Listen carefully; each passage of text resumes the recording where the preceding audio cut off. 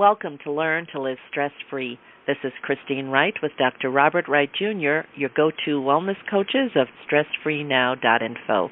Our featured guest today is David Fairweather, discussing how you can boost your performance and access your creativity by mastering your own mind.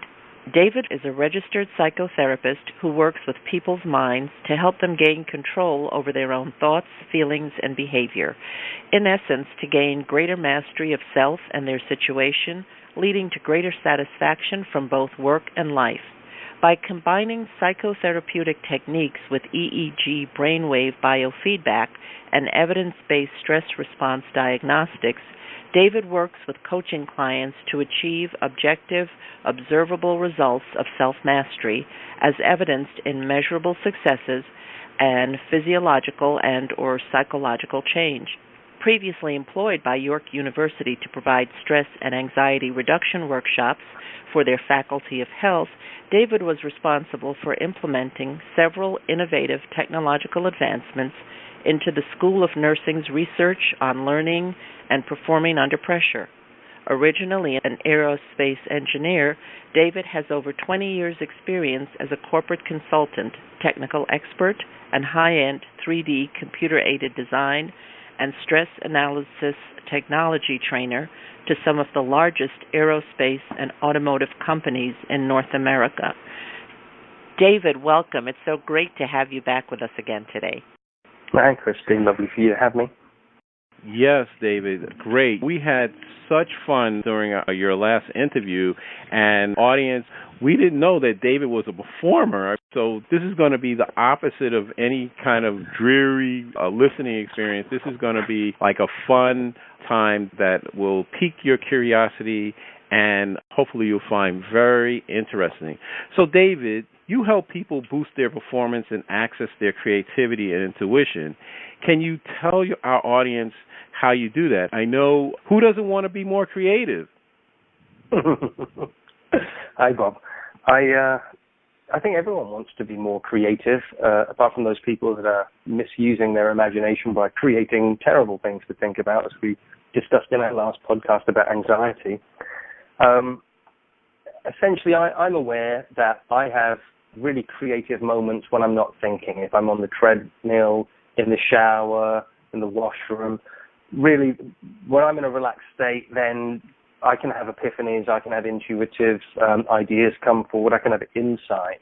And that really is essentially a state of not thinking hard, but just being open to a realization. So I use something called the mind mirror, which is essentially an EEG biofeedback device that can be used to help people learn to calm that monkey mind down and to start sensing the world more so. Kind of consider alpha waves being kind of a bridge to the subconscious and the deep unconscious mind, which is where all these things bubble up from. So training people to stop thinking and start sensing, or as many wise people have said, get out of your head and come to your senses. But when we're in this sensing mode and we're not deeply and we're not thinking hard, we're just observing what's going on with that consciousness, but then the channels for all this intuitive, creative stuff is free to bubble up into conscious awareness. I kind of see that like trying to feed a baby deer in the wilderness. If you chase after it with even the best food, you're going to be running a really long way to get that baby deer to stop. But if you can just sit patiently and quietly with your hands open, then that curious little beast is going to come sniffing your hands and maybe is going to provide you with a really poignant moment. So sitting and waiting, essentially, is what I think is the thing to do. Great. That's so beautiful what you said, David. And it reminds us and our audience that stillness is something that is all too often little practice in our culture, where especially with the advent, I'm thinking now of the smartphones, people feel like they always have to be doing something, being engaged. They have a text coming in, they have a call coming in, they have to be writing, they have to be talking. The visual that comes to mind is that I remember having dinner with a family member, And as we were at the table, she kept apologizing because she had her phone on the table and she just was constantly looking at her phone. And so I finally said to her, I said, are you having dinner with your phone or are you having dinner with us? And so this issue of, as you mentioned before, engagement and slowing down, as if something is wrong with a slower pace.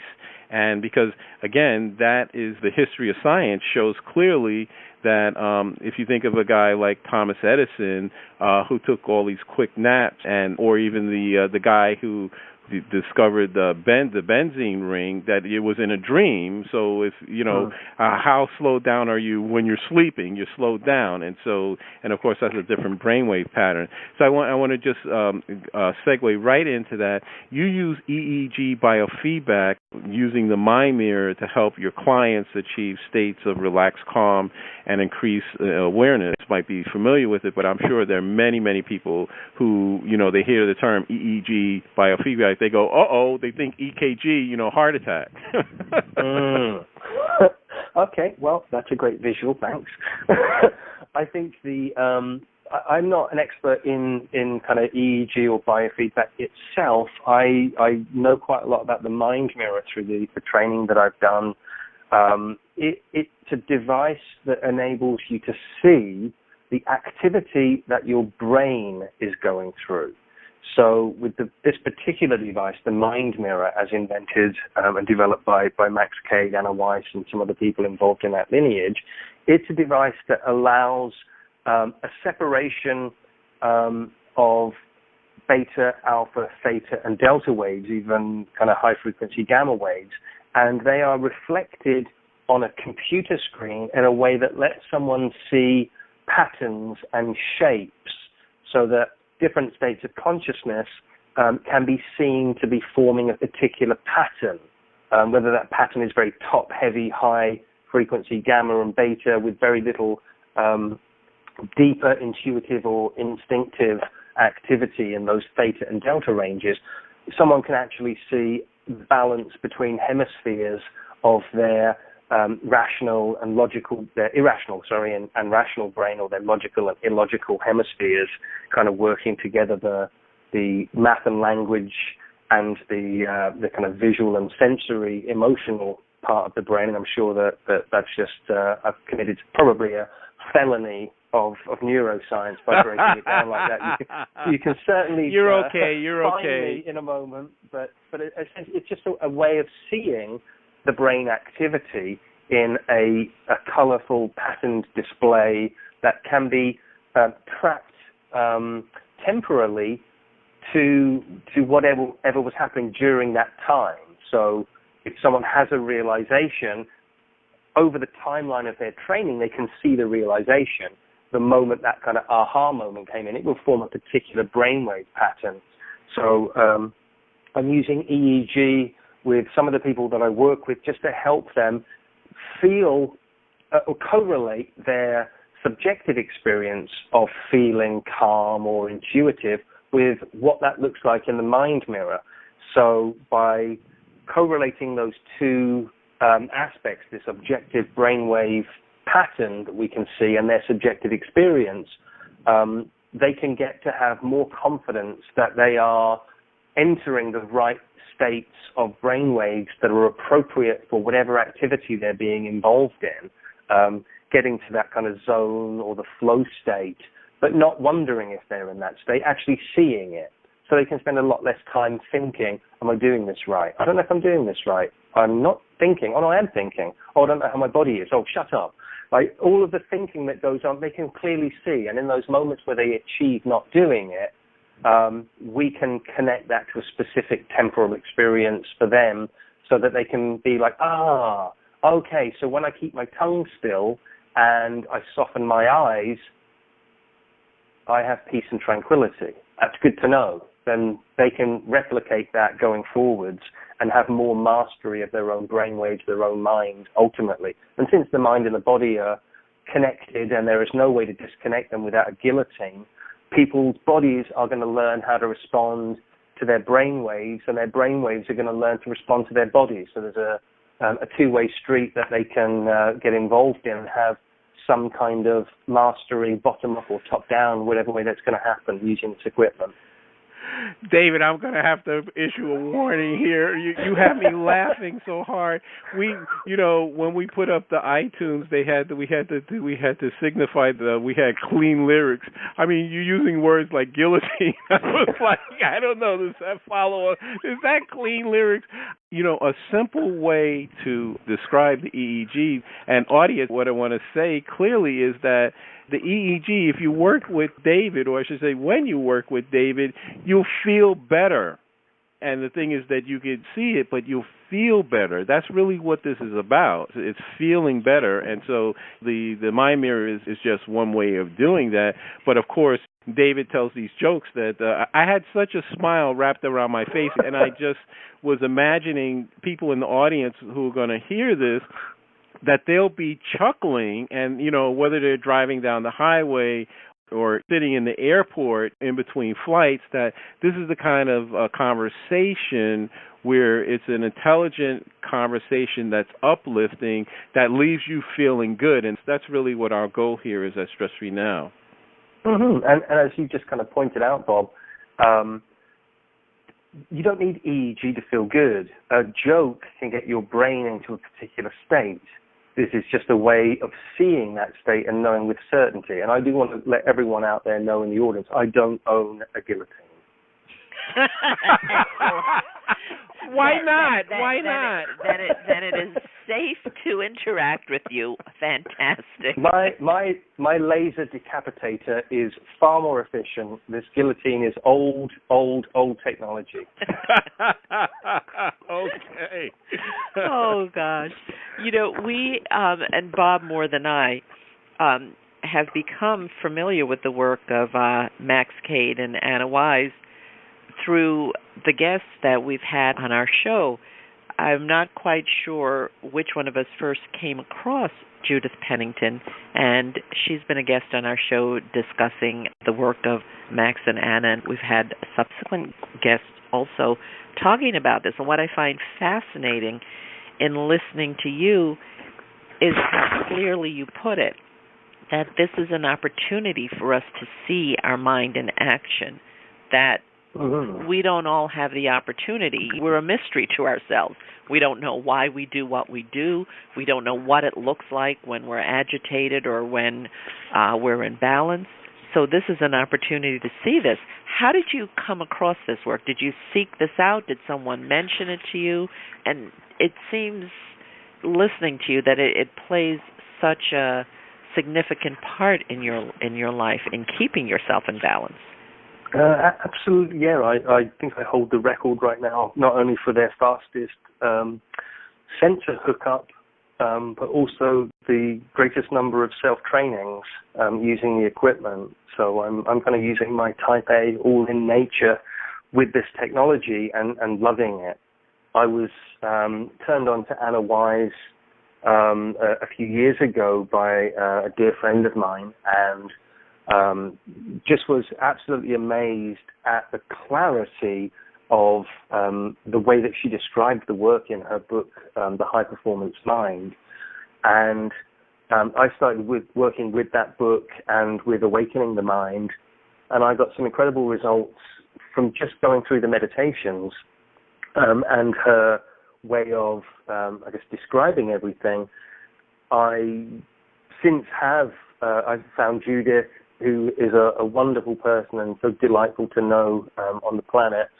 And I've been working with her to really dissect, pick apart, and understand these protocols and understand this equipment. And Judith spent a great deal of time with me. At the end of trainings, we just spent the entire evenings laughing and telling stories and inspiring each other. So I have loads and loads of really fond memories of Judith, and Judith's told me lots of fond, wonderful stories about Anna.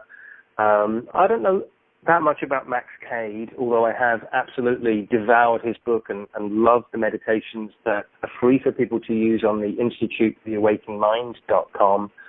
I just, coming kind of from that engineering background, getting that sense of how Anna, who apprenticed with Max Cade, really defined these structures of meditation, these protocols of helping people to gain self-mastery through training of state and content. It just was absolutely up my alley, because I need to understand something so that I can throw the book away and then just start bringing my own colorful metaphors in to make it easier for someone else to understand.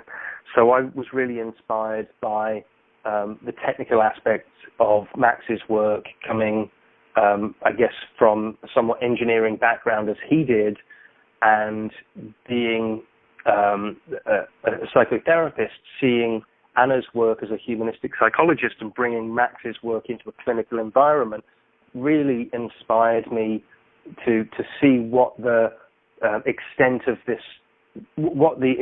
the uses of this equipment could be, and inspired me to integrate it into my practice. I think the most significant thing from reading Max's work and his, I think the engineer he worked with, Jeffrey Blundell, that they saw that brainwave training isn't a single state. You don't train alpha and then that's the be-all and end-all of everything. Like everything in life, these are syndromes. Depression isn't one thing. You don't cry and therefore you're depressed. You don't have to cry to be depressed. You don't have to have pain to be depressed, but you could. That having these ingredients are the different levels of brainwave activity, and it is a recipe. And Max really clearly defines that. It's a combination of certain ratios of these different brainwave activities of beta and alpha and theta and delta. And that just seemed to make absolute sense for me. The technology has been developed further since then, but one really wonderful coincidence, if there is such a thing as coincidence, is that the current software developer for this, Steve Clark in England, actually worked at exactly the same aerospace company in exactly the same small town that I worked in. He just ended his tenure there a year or two before I started. So we kind of crossed paths and just missed each other. But we've come full circle to kind of connect here, and we both kind of laugh that the more he does this work, the more he realizes the less coincidences there are in life, and somehow my involvement's happened for some purpose that I can't fully explain right now, but I'm deeply enjoying. Well, David, you have earned your free get-out-of-jail card in Monopoly. So you're back on the guillotine. You're back on the neuroscience A team, and I want to thank you because for two things. One, just the way you spoke about that is just such a lovely explanation, and we too are big fans of Judith Pennington. And by the way, just mentioning that, as you said, she has gone deep on the Mind Mirror, and I think they're up to Mind Mirror 6, if I recall. And the second thing I want to say is that you touched on in your closing remarks this issue of synchronicity. So Christine and I are huge fans of synchronicity. In fact, I've actually written a paper on synchronicity. So, but not to bore our audience, but just to know, I think what you said is fantastic. And now, since you got a free get-out-of-jail card, you get, let's see, this community chest, and what's the other thing? And Monopoly. We got a free. Oh, chance. Now you get to pick the chance card. We have to. When we come to Canada, we're going to have to play Monopoly now. You know, David, part of this relaxation response that Bob likes to talk about, and that I know is a part of your work, because we're doing it here with this humor, that in having a relaxation response, which we all need to experience, brings us more towards health. And it's part and parcel of preventing disease, relieving stress. Could you speak a little bit about how important it is to regularly have a relaxation response in our day-to-day? Well, I think it's absolutely essential, just like air, water, and food is. We need to sleep, And if we have ineffective sleep, then we're not really regenerating, rejuvenating, we're not replenishing, recharging effectively. And for those people that have nightmares, you really can't control your mind when you're not conscious. So to purposefully, in your waking state, dip into a blissful experience of just being, then you're doing the closest thing that you can do to kind of popping into a coma each afternoon, to really discharge stress chemistry, to really let go of all the toxic buildup and the tension that happens in the body. So, as we work, we have to play. And if we just work, eventually we die. And all of the playing, all of the relaxing, all of the eliciting of this relaxation response is essentially extending our time with our loved ones. It's extending our time on the planet. It's extending our time in our experience of being, rather than just doing. So it has to be a balance. There has to be a dance of rest and of work and play, of effort and rest, yin and yang, as they say in Zen. And because I really think of the stress response as a threat response, the way I kind of describe it is that, we're kind of binary beings. We've got two eyes, two ears. These are things where we're soaking information in. We've got one mouth because it doesn't really soak information in. We've certainly got two sides to the tongue, so that kind of follows the principle that we're tasting with two sides of taste, like we have two sides of ears. But we bring information in two channels constantly, and the two hemispheres of our brain are trying to communicate and work together. We've got two parts of this nervous system, the sympathetic and the parasympathetic, and I think we can only be in one of two states at any one time, and the two states are under threat or safe to enjoy life. And I think when we dip into the relaxation response, whether that's through meditation or just, deep relaxation or just laughing with wild abandon and childlike joy, we are feeling safe to enjoy life, and our nervous system switches to this regenerative healing kind of pattern and function. And if we don't go in and heal, then we're driving a car without ever maintaining it, and eventually the engine's going to seize. So regular maintenance. And you just can't run a motor indefinitely. It has to cool down. It has to somehow be maintained and looked after. You look at high-performance race cars, and most of those vehicles explode on the test track. They're not driven to. They're not designed to last forever. They're designed to do a job really quickly and then be replaced at a high price. We aren't snails, and we're not going to replace the shell that's protecting us. We're essentially stuck in the body that we've been given, and our fundamental challenge in life is to look after it, because without it, there's nothing. So we absolutely should take ownerships of our body. We should honor them like the temples that they are, and they need to sleep, they need to eat, they need to have their needs responded to. We can't just push them around like donkeys until their back breaks and then get another donkey. You're the donkey. Sorry, Chris, I didn't mean that. David, with that very, very vivid picture, I am a convert. I am going to go and do what I need to do to be safe and to enjoy life. And audience, I know you will too. We will be back in a moment on Learn to Live Stress-Free with our featured guest today, humorist David Fairweather. Hi, I'm Dr. Robert Wright, Jr., the Stress Relief Doctor, co-host of the Learn to Live Stress-Free podcast series. I'm an author, speaker, and stress management wellness coach. My published study is the first to show the connection between stress reduction, grief recovery, nitric oxide spiking, and the relaxation response. And my practical application of this knowledge helps you relieve the stresses of everyday life. I have the tools to dissolve your pain points quickly and effectively. Email me to find out how you can start to feel better now at stressfreenow.info/contact. That's stressfreenow.info/contact.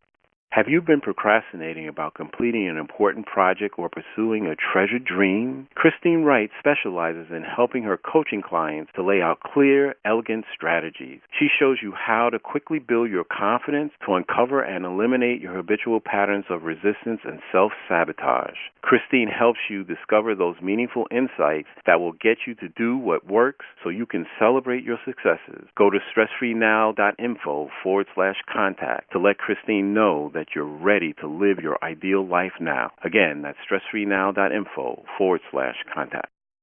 Welcome back to Learn to Live Stress-Free as we continue our conversation with our featured guest, David Fairweather. David, I want to thank you so much. I've really been enjoying listening to you. Not only are you educating me, you're keeping me laughing, which is so good for my health.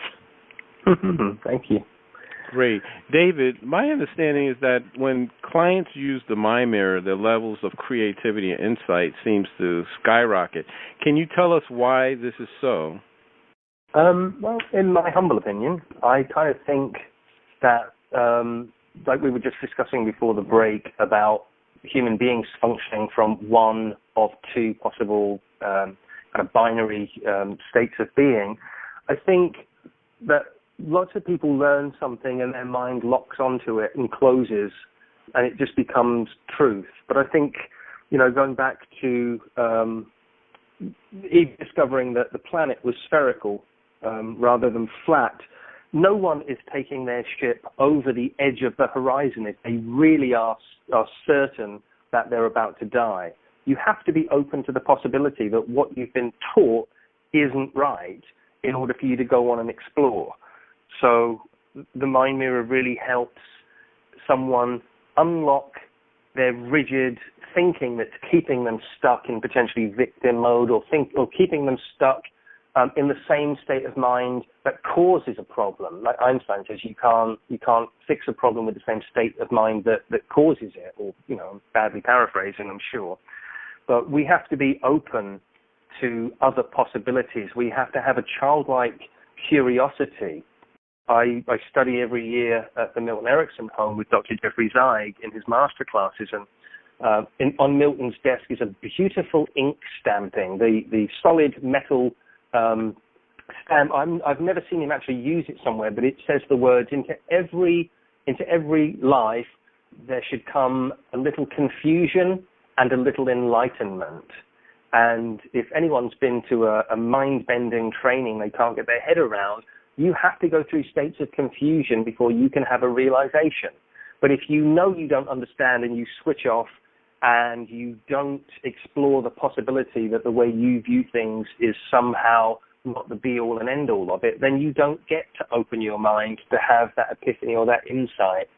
So, unlocking people's minds, providing them states of comedy or confusion that then allows some other kind of learning to be delivered, I think is really important. And I do enjoy bringing the humor into my therapy sessions, into my coaching sessions.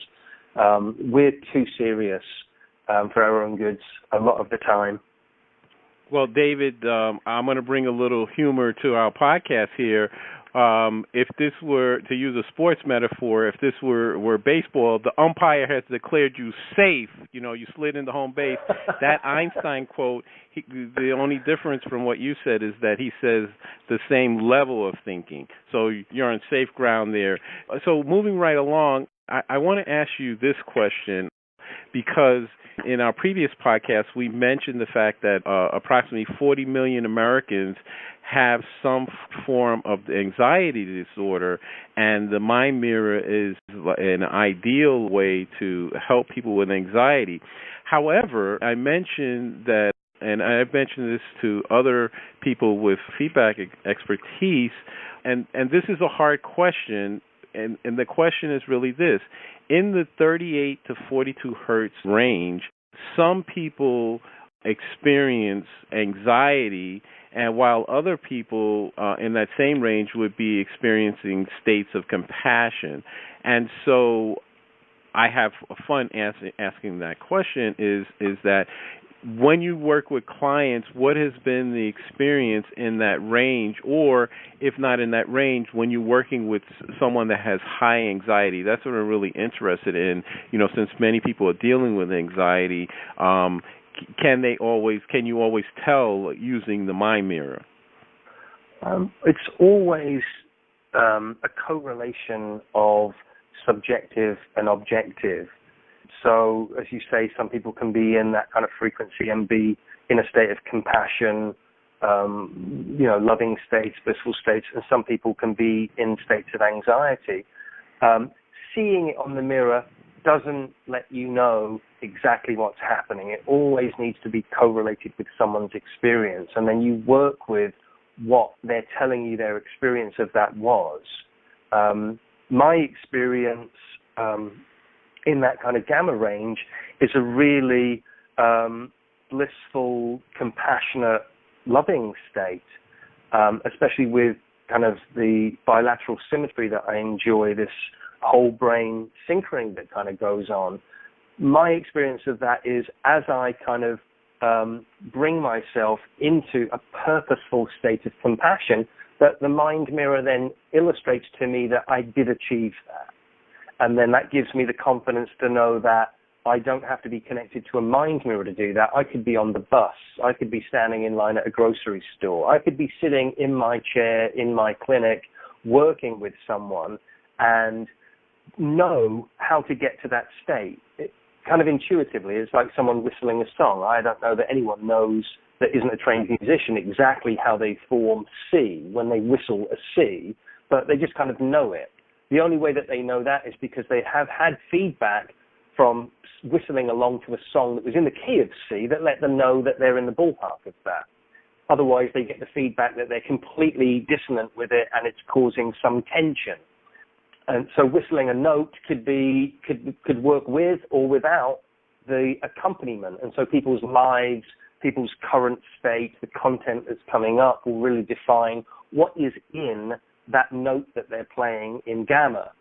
And it's really for them to understand, the subjective feeling I have of, whistling this note or having this sensation going in my body is a cause of my anxiety, or it's a cause of compassion and blissful feelings. So I work with people to get them to subjectively correlate state content, objective brainwave visuals, and their subjective experience of that. And by combining all of those and sorting through them, we get to figure out what's going on and how to work with it ultimately. I'm not sure if I answered your question. The umpire says you're safe. Way. Remember, you have to pick that chance card in Monopoly, though. Okay. Bob is really switching games on you here, David. He is. So I have the option of calling a friend if I don't know the answer. Is that right? There you go. Now I think we're covering everything. Okay. Pass. David, part of your work, you conduct workshops, and one that you have is called Staying on the Good Side of Burnout, How You Can Bring Your A Game to the Office Without Depleting Yourself for Life. Could you tell us a little bit about what you do in that workshop? It's a kind of a workshop, kind of a keynote that I offer to companies, and it's directed towards high-achieving employees or people that are in high-pressured situations that really need to bring their A game to the office, but don't want to be causing themselves ongoing problems with stress souvenirs and shortening their life. So I mine into essentially what occurred to me in my transition from my aerospace career into my therapy career, because essentially it's a story that's my story. It's me that's the type A personality. Today I'm a recovering type A, but as I describe this and I illustrate this through story, I'm essentially using Ericksonian brief therapy methods by providing sticky stories that stick in people's minds.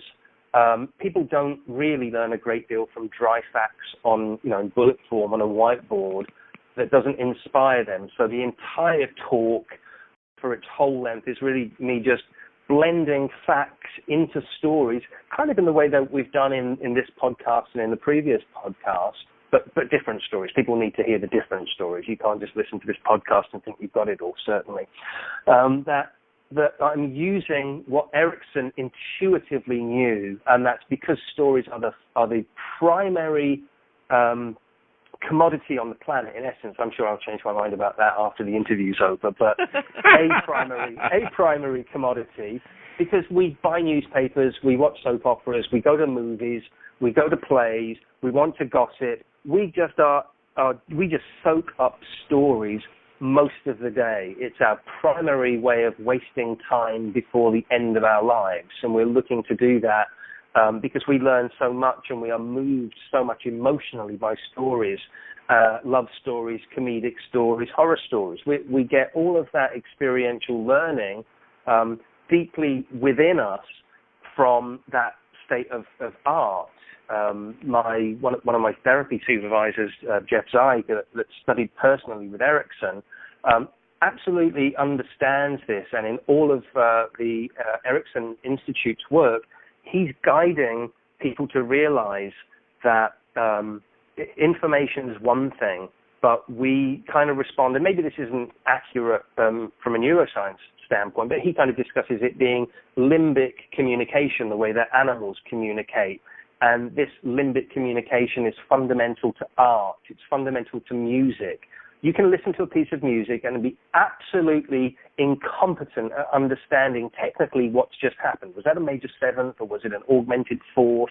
Did they just change keys and transfer? You don't have to know anything about music theory to be moved by it. And so music for me is emotions without words, and stories is emotions with words. And this talk, Staying on the Good Side of Burnout, is really my feeling compelled to share my story and have others learn from my mistakes, see their own stress-driven behavior in my ridiculous rehashing time after time of getting into this really ridiculous place of being stress blind, where I would keep pushing myself until I break, and then I'd do it again, and then I'd do it again. And I partly want people to find that ridiculous and laugh at it, but also see that, well, they do that too. And I think there's no better way of getting someone to deeply understand what they're doing isn't useful for them than showing someone else going through that problem. And, you know, we do that in movies, we do that in the news. We're constantly looking to learn from other people's mistakes. And dry information doesn't do it. So this is an opportunity for me to go out to companies and for me to address groups of their staff and on a fundamental level be discussing stress and the beta response, the relaxation response in their nervous systems. But what I'm really doing is waking them up from the being stuck, focusing just purely on goals and missing the dance with their family. And so I really hope that the way that it's delivered lets people learn whilst they're having fun and also having memorable moments that they'll continue to remember when all the facts and figures and bullet points have disappeared.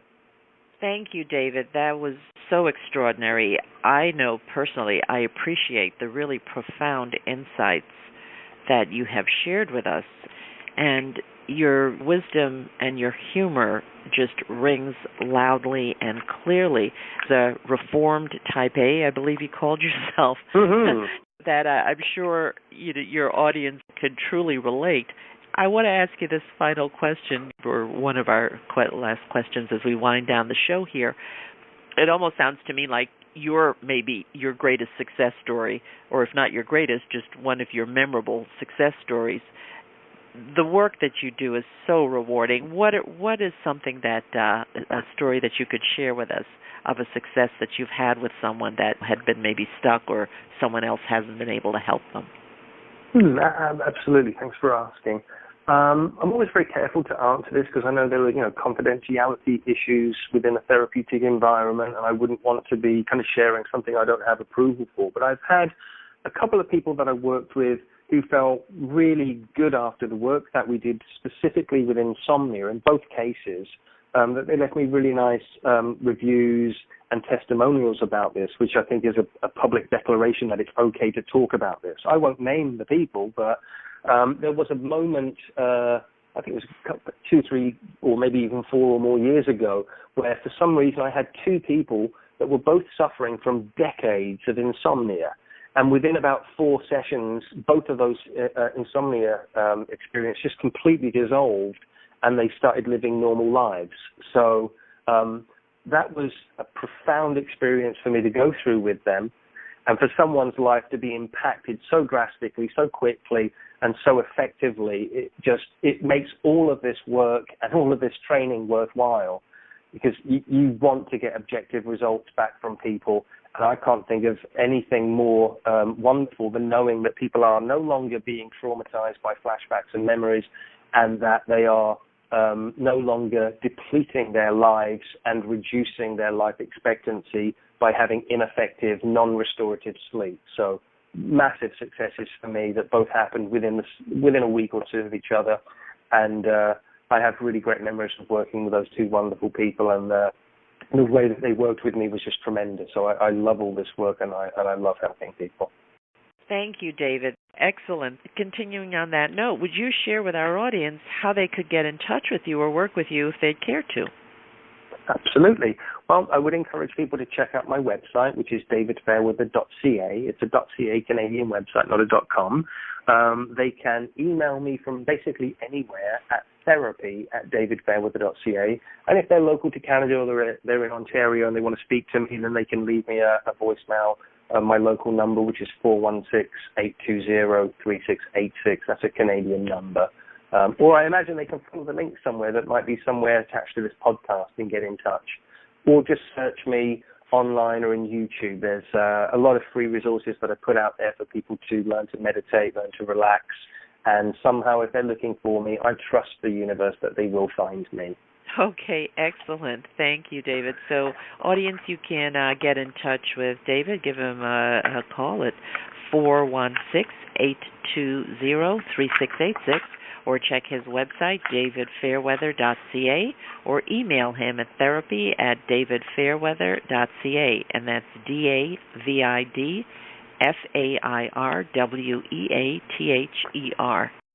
David, what final thoughts or key idea would you like our audience to take away from today's broadcast? Well, I think it's important that people realize that life's finite.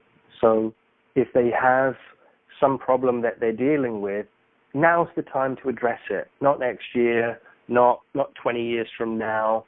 Sometimes you just, that bird in the hand is worth 2 in the bush. So don't wait till the right moment to get the help that you need. If you need help, then make it a priority, because when you don't have good health, and I've certainly been through situations that lead me to think this, when you don't have good health, everything else in your life is impacted by that. But with good health, it's something that you can become habituated to and forget all about.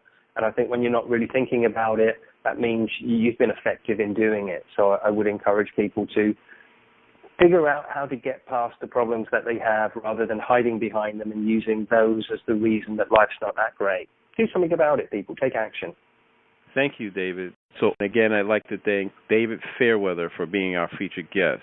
So, audience, I want to thank you for listening today, wherever you are and whatever time zone you're in right now. We appreciate your presence and trust that you'll benefit in some way from the information delivered during today's show.